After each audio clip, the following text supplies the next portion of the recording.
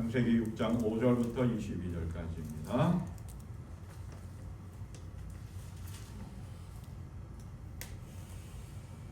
함께 교독합니다. 여호와께서 사람의 죄악이 세상에 가득함과 그의 마음으로 생각하는 모든 계획이 항상 악할 뿐임을 보시고 땅 위에 사람 지으셨음을 한탄하사 마음에 근심하시고 이르시되 내가 창조한 사람을 내가 지면에서 쓸어버리되 사람으로부터 가축과 기는 것과 공중의 새까지 그리하리니 이는 내가 그것들을 지었음을 한탄함이니라 하시니라. 그러나 노아는 여호와께 은혜를 입었더라. 이것이 노아의 족본이라. 노아는 의인이요 당대의 완전한 자라. 그는 하나님과 동행하였으며 세 아들을 낳았으니 셈과 함과 야벳이라. 그때에 온 땅이 하나님 앞에 부패하여 포악함이 땅에 가득한지라. 하나님이 보신즉 땅이 부패하였으니 이는 땅에서 모든 혈육 있는 자의 행위가 부패함이었더라. 하나님이 노아에게 이르시되 모든 혈육 있는 자의 포악함이 땅에 가득함으로 그 끝날이 내 앞에 이르렀으니 내가 그들을 땅과 함께 멸하리라. 너는 부패를 나무로 너를 위하여 방주를 만들되 그 안에 칸들을 막고 역청을 그 안팎에 칠하라. 네가 만들 방주는 이러하니 그 길이는 300규빗, 너비는 50규빗, 높이는 30규빗이라. 거기에 창을 내되 위에서부터 한 규빗에 내고 그 문은 옆으로 내고 3중하 3층으로 할지니라. 내가 홍수를 땅에 일으켜 무릇 생명의 기운이 있는 모든 육체를 천하에서 멸절하리니 땅에 있는 것들이 다 죽으리라. 그러나 너와는 내가 내 언약을 세우리니 너는 네 아들들과 네 아내와 네 며느리들과 함께 그 방주로 들어가고 혈육 있는 모든 생물을 너는 각기 암수 한 쌍씩 방주로 이끌어들여 너와 함께 생명을 보존하게 하되 새가 그 종류대로 가축이 그 종류대로 땅에 있는 모든 것이 그 종류대로 각기 둘씩 네개로 나아오리니 그 생명을 보존하게 하라. 너는 먹을 모든 양식을 네개로 가져다가 저축하라. 이것이 너와 그의 먹을 것이 되리라. 노아가 그와 같이 하여 하나님이 자기에게 명하신 대로 다 준행하였더라. 아멘. 아멘. 하나님께서 이스라엘 왕 사울에게 아말렉 사람들을 다 공격해서 완전히 전멸하라 명령하십니다. 왜 하나님께서 아말렉을 멸망시켜라 라고 말씀하셨느냐 하면 과거에 끊임없이 이스라엘을 괴롭히고 이스라엘이 걸어가는 그 길을 막았기 때문에 하나님이 하나의 징계로 아말렉을 진멸하시려고 하십니다. 아말렉을 쳐라, 모든 것들을 진멸하라. 생명이 있는 것들은 모든 것들을 가릴 것 없이 다 죽이라고 하는 거예요. 그런데 그래서 사울왕은 하나님의 명령에 따라서 군사들을 모집합니다. 20만 명의 보병 그리고 유대에서 온 사람 10,000명 21만 명의 군사력을 가지고 아말렉을 공격합니다. 그런데 사울왕과 이스라엘 병사들은 모든 것들을 다 없애라고 하는 하나님의 명령을 지키지 않습니다. 좋은 것들 딱 해가지고 전리품들 좋은 것들은 다 자기들이 갖고 쓸모없는 것, 값어치가 없는 것, 보잘것없는 것들은 골라서 다 불태워 없애고 또 죽이기도 합니다. 이러한 불순종을 아신 하나님은 사무엘 선지자에게 하나님의 마음을 이야기합니다. 그래서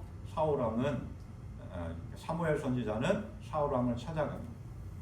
사울왕은 사무엘 선지자를 맞이하면서 너무나 반가워서 주님의 축복이 있기를 바랍니다 하면서 아주 자신 있게 나는 하나님의 명령을 다 지켜 행했습니다 라고 이야기하는 거예요. 하지만 모든 상황을 다 알고 있는 그 사무엘 선지자는 그렇게 이야기한 자신만만하게 하나님의 명령을 잘 지켰다라고 하는 자신만만하게 이야기하는 사울왕에게 지금 내 귀에 들리는 이 양의 떼의 소리, 이 소떼의 소리는 도대체 무엇입니까? 라고 물으니까 사울왕이 이렇게 핑계를 댑니다. 이것은 아말렉 사람에게서 빼앗은 것입니다. 우리 군인들이 예언자께서 섬기시는 주 하나님께 제물로 바치려고 양떼와 소떼 가운데 가장 좋은 것들을 남겼다가 끌고 왔습니다. 그러나 나머지 것들은 우리가 다 진멸했습니다. 그러니까 사무엘 선지자는 사울왕의 그 핑계를 듣고 책망합니다. 그만두십시오. 지난밤에 주님께서 나에게 다 말씀하셨습니다. 그러면서 사무엘 선지자는 사울왕에게 임금님이 스스로 하찮은 사람이라고 생각하시던 그 무렵에 주께서 임금님께 기름을 부어 이스라엘을 왕으로 세우셨습니다. 그래서 임금님이 이스라엘 모든 지파의 어른이 되신 것이 아닙니까? 주께서는 임금님을 전쟁터로 보내시면서 저 못된 아말렉 사람들을 진멸하고 그들을 진멸할 때까지 그들과 싸우라고 하셨습니다. 그런데 어찌하여 주께 순종하지 아니하고 약탈하는 데만 마음을 쏟으면서 주께서 보시는 앞에서 악한 일을 하였습니까? 라고 책망하고 있는 거예요. 그러니까 또 사울왕이 이야기하죠. 나는 주님께 다 순종했습니다. 주님께서 보내시는 대로 전쟁터에 나갔고 아말렉 왕 아각을 사로잡기도 했고 또 아말렉 사람들을 다 진멸했습니다. 그런데 군사들이 전리품 가운데서 좋은 것들을 가지고 왔고 하찮은 것, 좋지 않은 것 다 없앴습니다. 그 좋은 것들을 가지고 하나님께 제물로 드리기 위해서 특별히 선별해서 좋은 것 가지고 왔습니다. 아주 떳떳하게 자신은 잘못이 없다라고 이야기하면서 모든 원인을 군사들에게 돌리고 있는 거예요. 하나님께 바치려고 좋은 것을 가지고 왔다는 겁니다. 사무엘 선지자는 그 말을 듣고 더 화가 나서 사울왕을 책망합니다. 주께서 어느 것을 더 좋아하시겠습니까? 주의 말씀에 순종하는 것이겠습니까? 아니면 번제나 화목제물을 드리는 것이겠습니까? 잘 들으십시오. 순종이 제사보다 낫고 말씀을 따르는 것이 순양의 기름보다 낫습니다. 하나님의 말씀을 듣지 아니하고 하나님의 명령에 온전히 순종하지 않은 사울왕을 책망하고 있습니다. 우리는 지난주에 가인의 제사 그리고 아벨이 드린 제물과 제사를 통해서 하나님께서 기쁘시게 받으시는 예배는 어떠한 예배인가라고 하는 것에 대해서 말씀을 나누었습니다. 우리는 주일을 비롯해서 수없이 많은 예배를 드리며 삶을 살아갑니다. 그런데 우리가 수없이 많은 예배를 드려도 하나님이 기쁘게 받으시는 예배가 있고 하나님이 받으시지 않는 예배가 있습니다. 우리는 어떠한 예배를 드려야 될까요? 어떠한 예배자가 되어야 될까요? 하나님이 기쁘게 받으시는 온전한 예배, 합당한 예배를 드리는 믿음의 삶을 살아가야 합니다. 하나님께 구별되어서 가장 소중한 것, 가장 귀한 시간, 첫 번째 것, 구별되어 온전한 믿음과 온전한 마음으로 경외하는 마음으로 순종하는 마음으로 하나님께 드릴 때 하나님이 기뻐하시고 그 기쁨을 하나님은 우리에게 은혜와 복을 주십니다. 그렇게 예배하는 것 하나님이 기뻐하시는데 하나님께서 기뻐하게 받으시는 것 가운데 하나가 예배뿐만 아니라 순종이라고 합니다. 하나님께서 사울왕에게 아말렉을 다 진멸하고 없애라고 명령하셨는데 하나님의 명령을 사울왕은 듣지 않았습니다. 그리고 좋은 것은 자기들이 말로는 우리가 하나님께 제물로 드리기 위해서 좋은 것을 골랐습니다라고 거짓말을 했지만 사울왕이 그 마음을 아신 하나님께서 사무엘 선지자를 통해서 주신 말씀이죠. 순종이 제사보다 낫고 값진 것으로 하나님께 하나님 말씀을 따르는 것이 순양의 기름보다 낫습니다. 값지고 소중한 것, 번들하게 아무리 좋은 것을 가지고 하나님 앞에 드린다 할지라도 하나님의 말씀을 듣지 않는 것은 하나님의 기쁨이 아니라고 해요. 그렇게 불순종하는 가운데 순종하지 않으면서 하나님께 아무리 많은 예배를 드리고 아무리 좋은 것을 드린다 하더라도 하나님은 그 예배를 받지 않으신다라고 하는 거죠. 사울왕이 그랬던 거죠.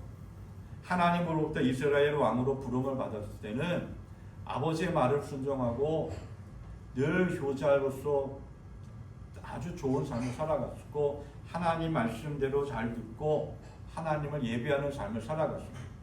그래서 하나님께서는 이스라엘 백성들의 왕을 요구했을 때에 그 사울이라고 하는 젊은 청년을 이스라엘의 왕으로 세우셨습니다. 사울이 왕이 되어지고 점점점 권력이 생기고 부도 생기고 삶이 평안해지기 시작했습니다. 나라도 좋아졌습니다. 평안했습니다. 그러면서 점차 하나님의 말씀을 듣고 하나님의 말씀대로 순종하고 하나님의 은혜 안에 거하며 하나님을 예배하며 삶을 살아가던 그 사울이 점점점 마음에 악이 생기기 시작합니다. 자기 마음대로 삶을 살아가기 시작하고요. 하나님을 예배하지 않고 자기 자신을 높이며 삶을 살아가기 시작했고 하나님의 말씀에 순종하는 것이 아니라 하나님의 말씀을 점점점 거역하고 점점점 하나님을 떠나는 믿음의 그러한 삶을 살아갑니다. 그러한 사울을 바라본 하나님께서 진노하셨고 결국 하나님은 사울을 버리셨습니다. 그러면 오늘 이러한 사울의 삶의 모습을 보면서 우리는 어떠한 신앙의 삶을 살아가야 될까요? 하나님께서 기뻐하시는 건강한 신앙의 삶은 어떠한 삶일까? 끝까지 순종하는 삶입니다. 99%의 순종도 온전한 순종이 아니다라고 이야기합니다. 100%의 순종. 어떠한 세상, 어떠한 상황 속에서도 절대로 세상에 무릎 꿇지 않고 하나님의 말씀대로 삶을 살아가고 하나님을 예배하는 것, 그게 건강한 신앙이고 온전한 믿음이고 하나님이 기뻐하시는 믿음의 삶입니다. 순종이라고 하는 말 사전적으로 정의하면 이렇게 이야기하고 있습니다. 고분고분 따르고 순순히 따르는 태도. 이 말을 신앙적으로 이야기하면 하나님 뜻에 절대적으로 복종하는 것, 그게 순종이라고 하는 것. 예수님께서도 하나님의 뜻에 절대적으로 복종하면서 이 땅에 인간의 몸을 입고 오셨고 십자가의 길을 걸어가셨습니다. 하나님의 말씀을 따르는 것, 하나님의 말씀을 듣고 따르는 것, 그러한 신앙의 삶을 하나님이 기뻐하시고 하나님이 기억하시고 은혜를 베풀어 주십니다. 따라서 우리도 어떠한 상황 속에서든지 하나님의 말씀을 듣고 그 말씀대로 지켜 행하는 순종하는 건강한 신앙의 삶을 살아갈 수 있기를 바랍니다. 어떠한 상황 속에서도 하나님의 말씀을 듣고 하나님의 말씀대로 삶을 살면서 끝까지 믿음을 지킨 사람들이 있습니다. 그 가운데 한 사람이 오늘 우리가 만나는 노아라고 하는 사람입니다. 오늘 말씀은 노아가 살고 있는 그 시대의 모습, 그리고 하나님께서 그 시대를 심판하시며 홍수를 내리기는 그러한 배경의 말씀입니다. 그러면서 노아가 살고 있는 그 시대의 모습을 이렇게 이야기하고 있습니다. 오늘 6장 1절 2절 사람들이 땅 위에 늘어나기 시작하더니 그들에게서 딸들이 태어났다. 하나님의 아들들이 사람의 딸들의 아름다움을 보고 저마다 자기들의 마음에 드는 여자를 아내로 삼았다. 자, 사람들이 점점점 늘어나기 시작했습니다. 하나님께서 아담과 하와에게 말씀하셨죠. 생육하고 번성하여 땅에 충만하라, 땅을 정복하라, 다스려라. 아담과 하와에게만이 아니라 오늘 우리들에게도 동일하게 말씀을 주십니다. 그래서 점점점 사람이 늘어나고 번성하고 또 충만한 것은 하나님의 은혜고 하나님의 복이고 하나님의 섭리하심이었습니다. 아담과 하와 이후에 에덴 동산에 쫓겨난 이후에 점점점 인류가 불어나기 시작합니다. 그래서 성경학자들은 이렇게 이야기하기도 합니다. 노아 당시의 인구가 적게는 25억 명에서 많게는 100억 명까지 이르렀다라고 이야기하기도 합니다. 그렇게 인류가 늘어나면서 사람의 숫자가 늘어나면서 하나님의 아들들이 세상의 딸들을 바라보면서 세상의 딸들이 그 아름다움을 바로 빠져서 하나님을 떠나기 시작했다라고. 자기의 욕망에 빠져들기 시작했고 자기의 욕망을 채우기 위해서 세상의 딸들과 혼인하고 관계를 맺기 시작했다라고 하는 거예요. 사람의 아들들, 세상의 딸들 구체적으로 어떠한 사람들인지 어떠한 사람들을 이야기하지는 않고 있지만 학자들마다 견해는 여러 가지로 이야기합니다. 그런데 딱 두 가지의 부류로 나누어지는 거예요. 하나님의 사람들이라고 하는 말은 하나님께서 택하신 사람들, 하나님을 예배하고 하나님을 경외하고 하나님의 은혜 안의 삶을 살아가는 사람들. 그러한 반면에 세상의 딸들은 하나님과 관계없이 하나님을 예배하지도 않고 하나님과 상관없이 그저 자기의 욕망대로 욕정을 채우고 정욕대로 살아가는 사람들을 세상의 딸이라고 이야기합니다. 근데 그렇게 하나님 앞에 예배하고 하나님의 뜻대로 살아가는 하나님의 사람들이 세상의 딸들을 바라보면서 너무 좋았다라고 합니다. 눈이 획 돌아가고 마음까지 빼어 쉽게 이야기하면 구별이 없이 살아갔다. 둘이 구별된 자들인데 구별함이 없이 하나님의 사람들이 세상의 것들을 따라가서 삶을 살아가기 시작했다라고 합니다. 그러면서 그 세상이 어떻게 되었느냐? 하나님의 형상을 잃어버렸고 온갖 악을 행하는 그러한 세상으로 바뀌어졌다라고 합니다. 그래서 오늘 6장 11절 12절에서 이렇게 말씀하고 있죠. 하나님이 보시니 세상이 썩었고 무법천지가 되었다. 하나님이 땅을 보시니 썩어 있었다. 살과 피가 지나고 땅 위에서 사는 모든 사람들의 삶이 속들이 썩어 있었다. 온통 세상이 부패하고 썩었고 죄악이 가득했다라고 합니다. 우리 개정판 지금 표준 대번역 성경으로 시작한 건데 개역 개정판에서는 세상의 죄악이 관영에 꽉 찼다라고 합니다. 그러한 세상을 보시면서 하나님이 얼마나 마음이 아프셨을까? 그래서 오늘 성경은 이렇게 이야기하죠. 5절부터 7절 말씀. 여호와께서 사람의 죄악이 세상에 가득함과 그의 마음으로 생각하는 모든 계획이 항상 악할 뿐임을 보시고 땅 위에 사람 지으셨음을 한탄하사 마음에 근심하시고 7절에서도 이는 내가 그것들을 지었음을 한탄함이니라. 한탄하셨습니다. 세상이 그렇게 악을 행하는 그 모습을 보셨습니다. 하나님이 천지를 창조하실 때에는 그 창조된 것을 보실 때마다 보기에 좋았다라고 감탄하시고 기뻐하셨는데 이후의 세상을 보니까 너무나 죄악된 모습들이 많고 생각하고 행동하는 그 모든 것은 너무나 악한 것뿐이니까 하나님이 한탄하셨다라고 합니다. 한탄했다라고 하는 말은 뉘우치다, 후회하다라고 하는 뜻인데 하나님 여기서는 하나님이 뉘우치고 후회하셨다 이러한 뜻이 아니라 그렇게 죄악으로 치닫는 죄악에 가득한 그 세상을 바라보면서 하나님의 마음이 너무나 슬퍼하고 아프셨다는 거예요.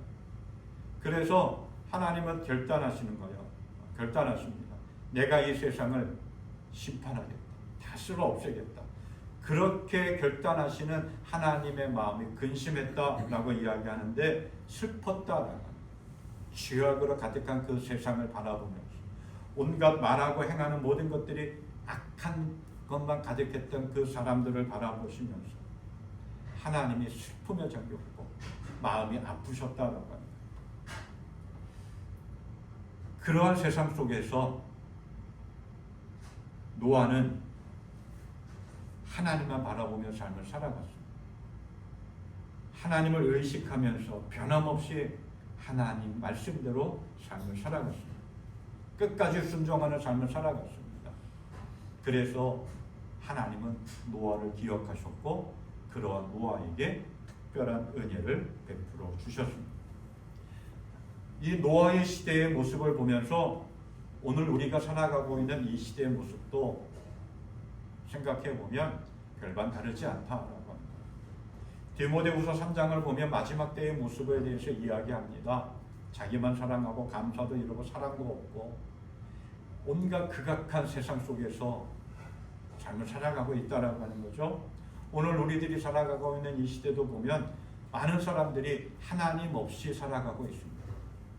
선하고 의로운 것은 찾아볼래야 찾아볼 수 없을 정도로 온갖 죄악 가운데 삶을 살아가고 있고 흉악한 죄, 그냥 껄핏하면 사건 사고 터지고 아무 이유 없이 사람을 해하고 죽이기도 하고, 그렇죠? 온갖 악한 것만 생각하고 온통 악한 일만 행하고 있습니다. 생각하고 계획하는 것들이 다 악합니다. 어떻게 하면은 내 욕망을, 내 욕심을 채울까 생각하면서 부정을 행하고 비리를 행하고 있습니다. 하나님의 뜻을 생각하지 아니하고 하나님을 잊은 채 하나님과 상관없이 삶을 살아가고 있습니다. 이러한 시대 속에서 우리는 어떠한 믿음의 삶을 살아가야 될까요?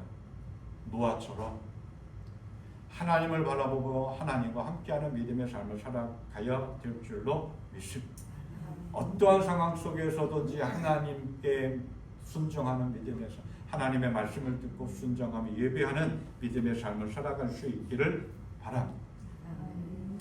노아는 어떻게 그러한 시대 속에서 믿음을 지키며 끝까지 순종할 수 있었을까? 그 노아의 믿음의 삶을 통해서 우리의 신앙도 점검하고 우리도 노아처럼 끝까지 순종하는 온전한 믿음의 삶을 살아갈 수 있기를 바랍니다. 노아는 첫째로 그 어려운 시대 속에서 끝까지 믿음을 지킬 수 있었느냐 하면 하나님과 동행했기 때문에 그렇습니다. 노아에 대해서 이렇게 이야기합니다. 오늘 8절 9절 노아는 여호와께 은혜를 입었더라. 이것이 노아의 족본이라. 노아는 의인이요 당대의 완전한 자라. 그는 하나님과 동행하였으며. 노아는 하나님의 특별한 은혜를 받았습니다. 왜 하나님께서도 노아에게 특별한 은혜를 주셨느냐? 이렇게 이야기하잖아요. 노아는 당대의 의롭고 의인이요 완전한 자다. 노아가 죄가 없고 정말 아무 흠이 없는 그러한 사람이 아니다. 노아는 죄악이 많은 온통 죄가 가득하고 사람들이 생각하고 말하고 행동하는 모든 것들이 죄악뿐인 그 시대적인 상황 속에서, 그 문화적인 상황 속에서 의롭게 삶을 살아가려고 힘쓰고 애썼다라고 하는 거예요. 흠이 없는 완전한 자다라고 하는 것은 흠이 없는 사람이다라고 하는 거예요. 노아가 왜 흠이 없었겠어요? 잘못한 것도 있었고 실수도 있었겠죠. 그런데 노아는 하나님 말씀대로 살아가려고, 하나님 뜻대로 살아가려고, 하나님이 기뻐하시는 예배자의 삶을 살아가려고 애썼다라고 하는 거예요. 노력했다라고 하는 거예요.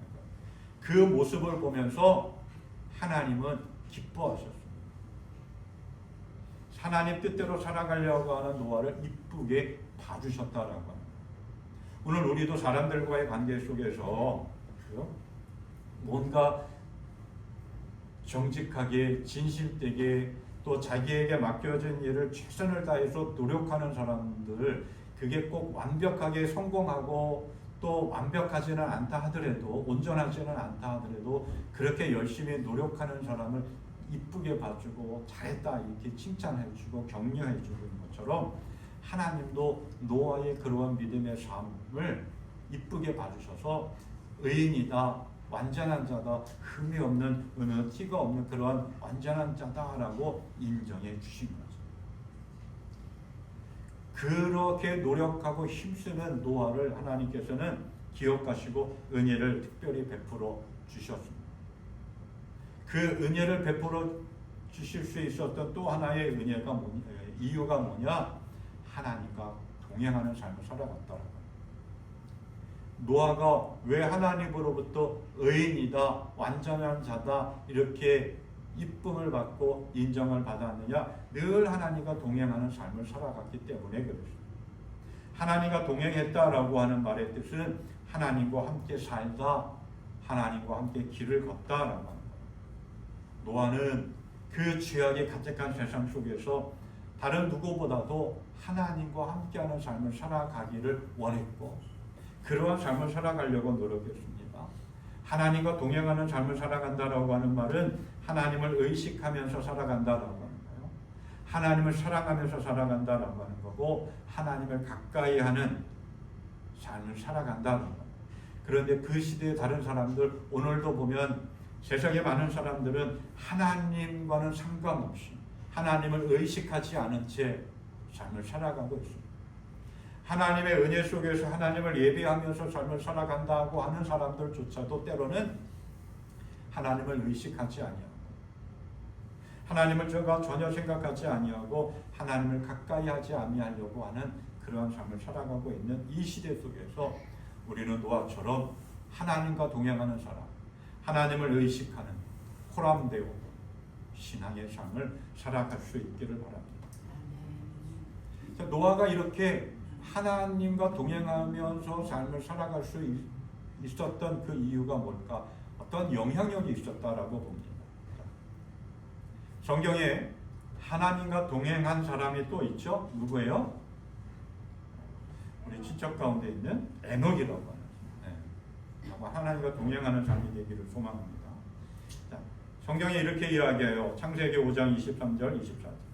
에녹은 모두 365년을 살았다. 에녹은 하나님과 동행하다가 사라졌다. 하나님이 그를 데려가신 것이다. 에녹은 300년 동안 하나님과 동행하는 삶을 살았습니다. 하나님과 동행한 이 에녹의 어떤 사람이냐? 노아의 증조 할아버지라고 하는 거예요. 이미 노아는 그 집안에 하나님과 동행한 사람이 있었고 그 증조 할아버지 에녹에게 영향을 받았던 거죠. 믿음의 유산을 받은 겁니다. 우리도 이러한 믿음의 유산을 남겨주고 이러한 영향을 받고 영향을 끼칠 수 있는 그러한 복된 삶이 되기를 소망합니다. 자, 그러면 어떠한 삶이 하나님과 동행하는 삶이냐? 하나님과 동행한다라고 하면 도대체 무슨 의미냐라고 하는 걸 생각해 보니까 그 감리교 인터넷 신문 웨슬리안 타임즈라고 하는 신문이 있습니다. 거기에 지난 2월 3일에 한 권사님의 신앙에 대한 이야기, 삶의 이야기가 실려 있습니다. 새안양 교회의 김숙낙 권사님의 삶에 대한 이야기가 실려 있는데 69세의 늦은 나이에 며느리의 끈질긴 기도와 전도를 통해서 예수를 영접하고 신앙의 삶을 살아갔습니다.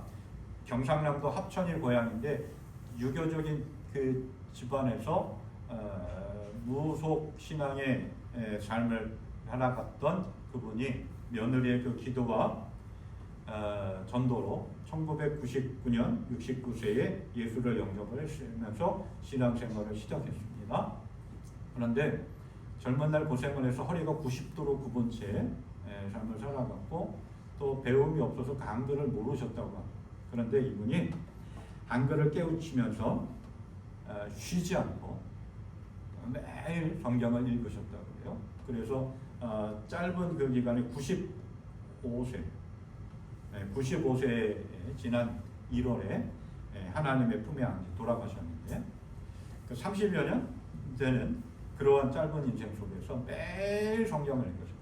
그래서 그 30여 년 동안 총 196독을 하셨다고 합니다. 그러니까 1년에 한 번, 2번, 3번 정도 이렇게 성경을 읽으셨겠죠. 매일 성경을 읽으셨는데 그 큰아들이 이렇게 질문을 했대요.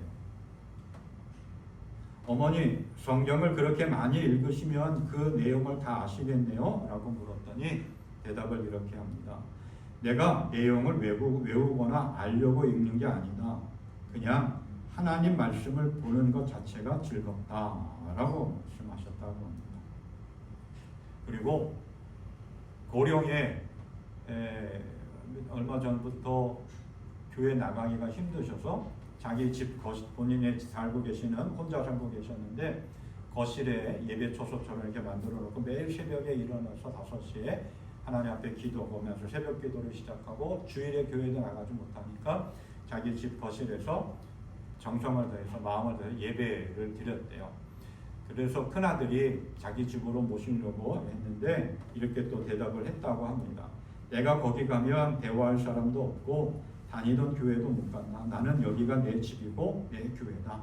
여기서 목사님, 전도사님 보고 성도들 만나는 게 내 즐거움인데 어디를 가느냐라고 이야기했다고 합니다.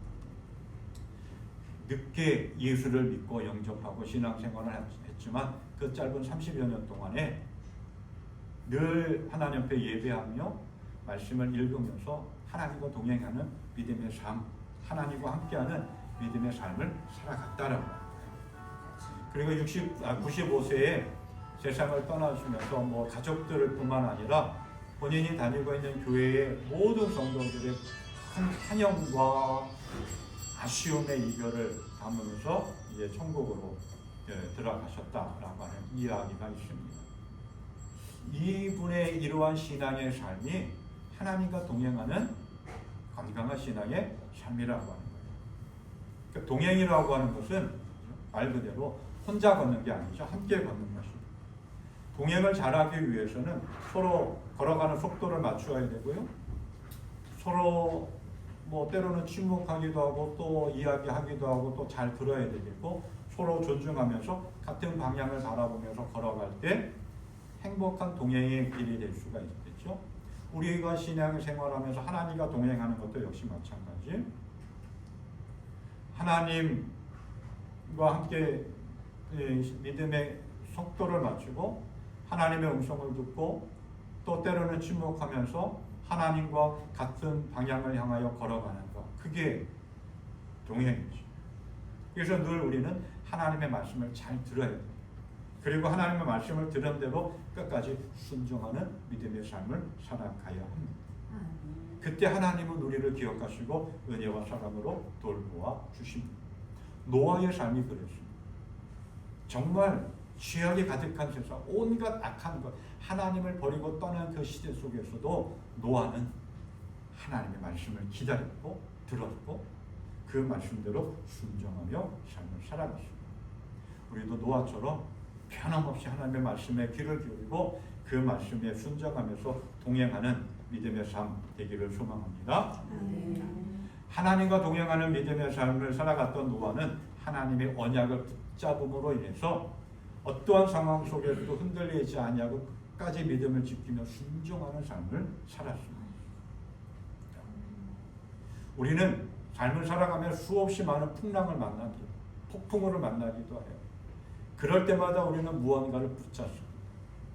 우리는 무엇을 붙잡고 삶을 살아가야 될까요?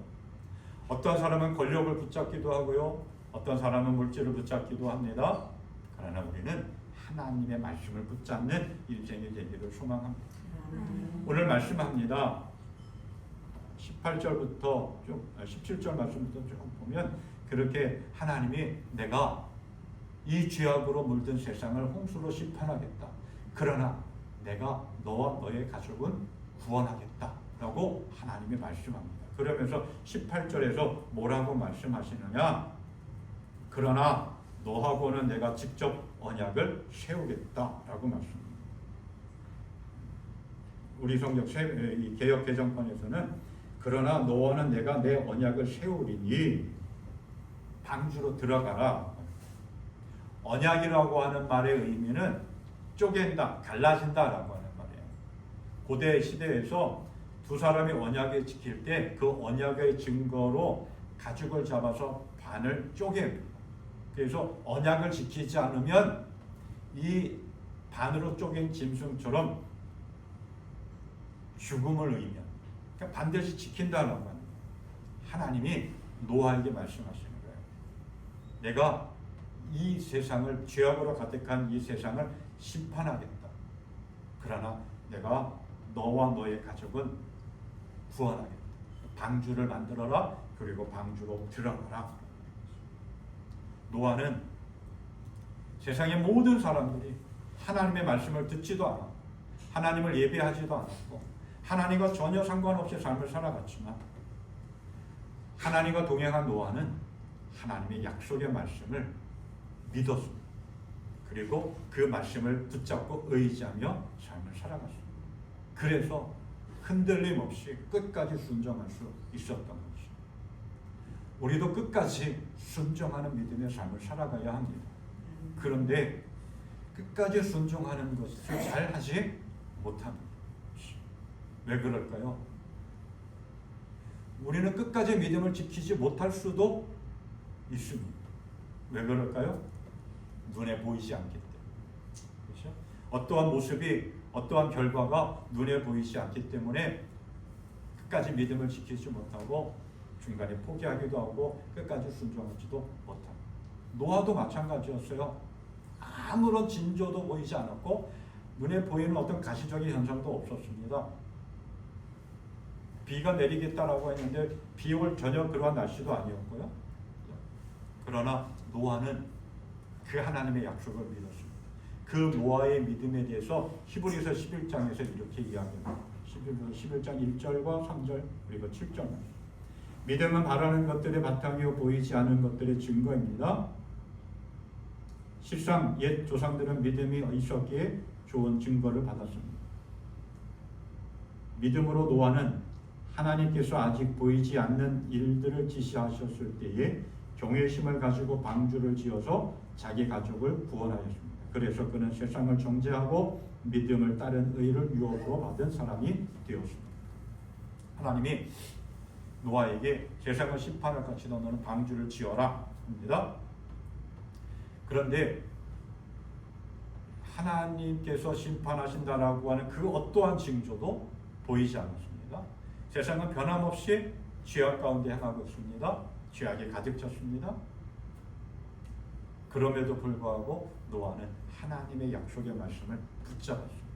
마음에 새기고 그리고 약속하신 대로 이룰 것을 믿고 방주를 짓기 시작합니다. 이러한 노아의 믿음에 대해서 18세기 꽤 오래전에 영국의 유명한 설교가요 목사님이었던 찰스 스펄전 목사님이 이러한 말을 했습니다. 노아는 방주를 지으라는 말씀을 받았을 때 비가 내리는 것을 본 적이 없었다. 그러나 그는 하나님을 믿고 순종하였다. 믿음은 보이는 증거가 없어도 행동하게 한다. 노아는 보이는 증거가 아무것도 없고 어떠한 결과가 아무것도 없어도 하나님의 말씀 약속을 붙잡았어. 아브라함도 내가 너희 자손을 창대하기라 하게 하리라 그 약속을 붙잡았고, 다윗도 하나님의 약속을 붙잡았어. 그 언약을 붙잡았을 때 끝까지 순종하고 하나님만 바라보며 온전한 믿음의 삶을 살아갔습니다. 오늘 점차 하나님의 말씀이 핍박해지고 하나님의 말씀에 귀담아 듣지 않는 이 시대에 우리는 노아처럼 아브라함처럼 다윗처럼 하나님의 언약을 붙잡고 확신하고 그 말씀대로 살아가는 끝까지 순종하는 은혜의 삶, 건강한 신앙의 삶을 살아갈 수 있기를 바랍니다. 아멘. 또한 노아는 하나님께서 명령하신 그 모든 것들을 다 직접 행했기 때문에 끝까지 순종하는 믿음의 삶을 살아갈 수가 있었습니다. 끝까지 순종한 노아에 대해서 뭐라고 이야기하느냐? 22절에서 이렇게 이야기합니다. 노아가 그와 같이 하여 하나님이 자기에게 명하신 대로 다 준행하였다. 준행했다. 누구 이름이 아니라, 그렇죠? 이 말씀을 표준 세번역 성경에서 이렇게 해석합니다. 노아는 하나님이 명하신 대로 다 하였다. 꼭 그대로 하였다. 준행이라고 하는 말 사전적으로 정의하면 이렇게 이야기합니다. 전례나 명령 따위를 그대로 쫓아서 행하다.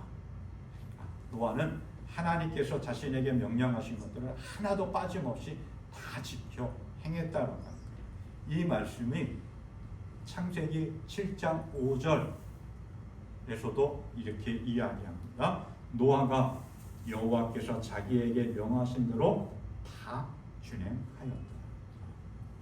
하나님은 노아에게 방주를 만들라고 말씀합니다. 근데 그 모든 설계도까지 다 말씀. 3층으로 상중하, 규모는 어떻게, 재료는 무엇로, 다른 사람들의 도움이 아니라 오직 너희의 가족만. 그것도 어디에다가?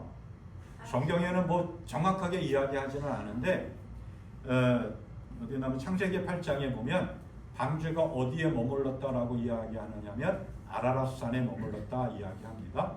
그 아라랏산은 지금 터키 북쪽의 일부 지역인데 뭐 거기서 방주의 흔적이 나왔다라고도 이야기하기도 합니다. 배는 우리는 어디다가 만들어놔요? 바다 근처에, 바다 가까이. 그런데 산 위에다가 방주를 만듭니다. 그리고 날씨도 비가 올 수 있는 그런 날씨가 전혀 아니었어요. 상황적으로 보면 방주를 만들어야 되는 상황은 아니었습니다. 그런데 상위에다가 뭐 나무도 옮기고 여러 가지 재료로 방주를 만들기 시작합니다. 사람들이 비웃습니다. 조롱합니다. 참 어리석다, 못났다, 바보 같다. 노아가 방주를 짓는 기간이 얼마였을까? 그전에는 120년이라고 이야기하는데, 자, 500세 때 자녀를 낳았다라고 창세기 5장에서 이야기합니다. 그리고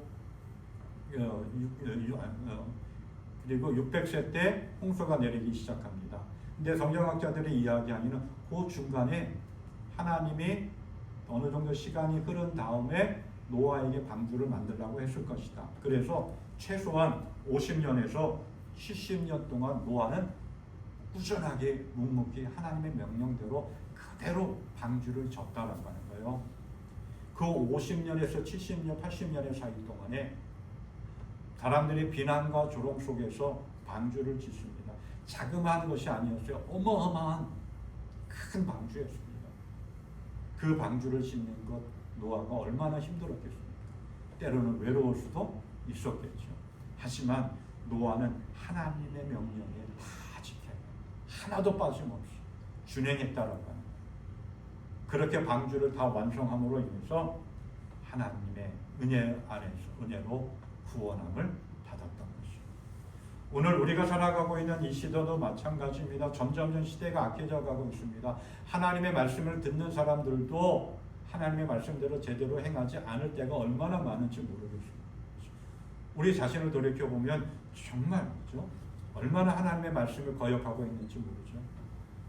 지금 뭐 다른 사람이 아니라 나 자신의 삶도 돌이켜보면 정말 하나님의 말씀을 듣지 않을 때가 참 많이 있고, 하라고 하는 것 어저께 뭐 유튜브가 아니라 채널 이렇게 케이블 채널 이렇게 보는데 이덕화라고 하는 배우가 유퀴즈 온 더 블록이라고 하는 유퀴즈에 나와서 하는 얘기. 자기는 매일 아내한테 혼난대요. 누구처럼. 네. 그렇게 하지 말라고 하는 게 많은지 모르겠어요. 네. 담배 피지 말라, 술 먹지 말라. 네.